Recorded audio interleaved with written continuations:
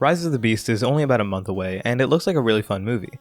While there are some things that I'm worried about, I'm mostly excited for what's in store. In particular, I'm really looking forward to the film's focus on Optimus Prime. When we first started hearing details about the film a couple of years ago, what really caught my attention was how we'd explore Optimus Prime's relationship with Earth and humanity. To quote the film's director, Stephen Cable Jr., "The way to look at it is he's new to Earth and he doesn't have a connection to Earth the way we met him in the Bay films and the way we met him in the animated series where he's already a protector of Earth. And so in this film it's forming. Why does he have a link to humanity? And why does he have a link to Earth?" That premise is so fascinating to me, and with anticipation for RotB at a high, I wanted to take the opportunity to really talk about and digest that. This video is somewhere between a prediction and a pre-write. It's partially what I think the movie will do based on the trailers and stuff, but it's also kind of just what I personally would like to see. Just to clarify, this video will not contain spoilers for RotB.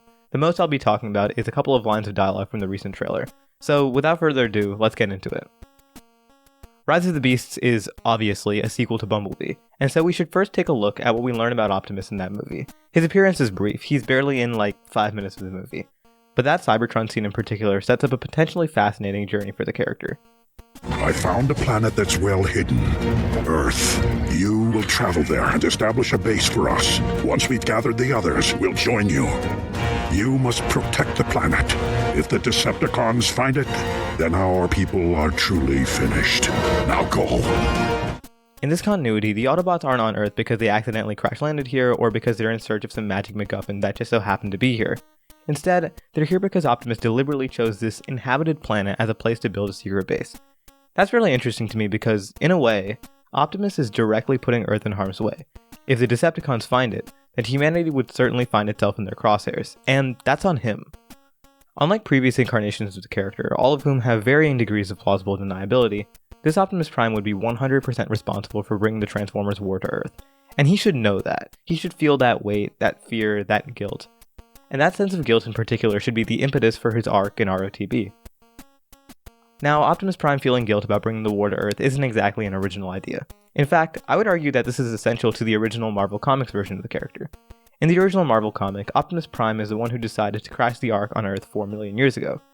At the time, he thought the planet was uninhabited, and so he thought no harm would come of this. His reawakening in the then modern day, however, would force him to reckon with that terrible, fateful decision. He would learn that Earth was, in fact, inhabited. One of my favorite issues from the Marvel run is Cold Comfort and Joy. It's a very simple, straightforward issue, but it explores Optimus's guilt over bringing the war in a really fascinating way. For a quick summary, it's about the recently resurrected Optimus Prime, whose memories are still a little fuzzy, wondering why he'd been so devoted to protecting Earth. He knows that he should care, but he can't understand why. Yet, at the same time, he knows that he needs to understand why, since that's so essential to the hero he tries to be. Eventually, he remembers that the reason they're even on Earth in the first place is because of him, and that consequently humanity is under his protection. Obviously, RotB can't do this exact same thing, but that's not a bad story to take inspiration from, especially as a starting point. In the new movie, I think Optimus Prime needs to see humanity through guilt. He can only think of humanity in terms of the consequences of his own actions. That's where Optimus should start this story emotionally. From the trailer, it seems like Optimus will be absolutely unwilling to involve humans in their conflict, or even to let them know that they're on Earth at all. "You want it? Come and get it! Come and get it!" "You brought a human here?" Play it like Optimus doesn't trust or maybe even respect humanity, almost like he views them as like infants who need their protection, who won't understand what's happening. Maybe you can have Bumblebee, who from the previous movie has obviously seen the good of humanity, try to convince him otherwise, but have Optimus kind of shut him down. Optimus would counter by saying that keeping humanity out of their conflict is for their own good. After all, the Transformers are titans compared to humanity. Obviously, don't make Optimus a jerk about it, just have him be very firm in this. Maybe he doesn't fully elaborate on why he sees humanity this way, so everyone else just kind of thinks it's him being distrustful. As the movie goes on though, we should delve a little deeper into how Optimus sees humanity. He'd reveal that the reason he doesn't want humans to be involved isn't because he thinks they're weak or untrustworthy or whatever, it's because of his own personal guilt for bringing the war to Earth. At the end of the day, it's Optimus' fault that the Autobots are even on Earth in the first place, that the war has come to Earth, and he couldn't possibly bear the guilt if humanity were to suffer for his decisions. "We cannot let the humans pay for our mistakes." This is his flaw. He can't see humanity as anything other than a responsibility. He needs to take a step back and realize that there's more to us than that humanity is a species much like the Transformers, full of flaw and doubt, but also of compassion and wisdom. Over the course of the movie, he would need to learn to see humanity beyond the scope of his own guilt. He needs to grow to care about humanity as a people rather than just something he feels obligated to protect. So by the end of the movie, he needs to become the Optimus who, plays basketball and watches soap operas and all of that. He learns to see humanity as a people rather than a burden. That's why he becomes humanity's greatest protector, out of love rather than guilt.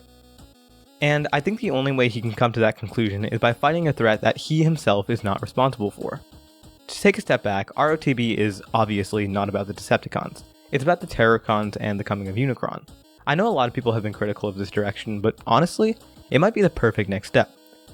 Aside from the fact that it keeps the Decepticons away from Earth, thereby respecting the end of Bumblebee, it also allows Optimus to fight a threat that he has nothing to do with. As he says in the trailer, This is not our war.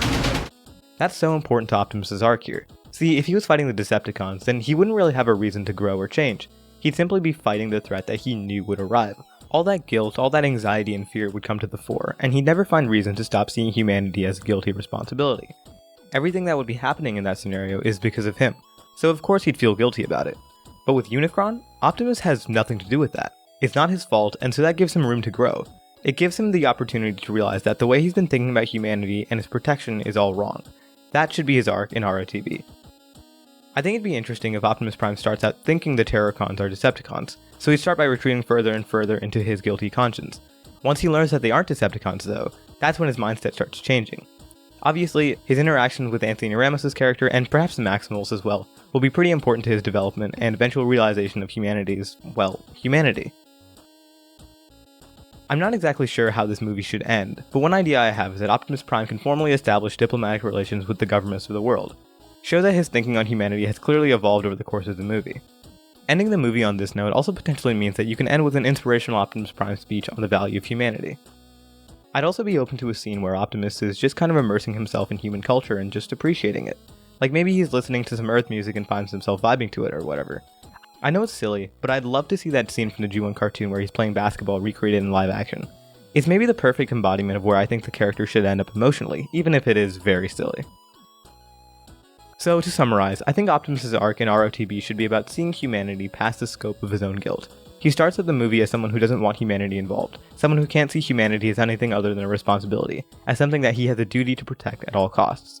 By the end of the movie though, he'd realize that humanity is a species that simply deserves to be protected and cherished, not because of his own personal guilt. He learned to love and appreciate the beauty and resilience of humanity, and that's why he becomes the protector we all know and love. Because at the end of the day, humanity is worth fighting for. Thank you all so much for watching. I hope you enjoyed this one. I've wanted to make a video talking about something like this for a while now, and the recent trailer finally gave me the push to make it. I know it's been a while since the last video, but I've got another video in the works that'll be out, hopefully soonish. Don't worry, this next video won't be about Optimus, but it'll still be an RotB video. Regardless, thank you all for watching, and until the next time.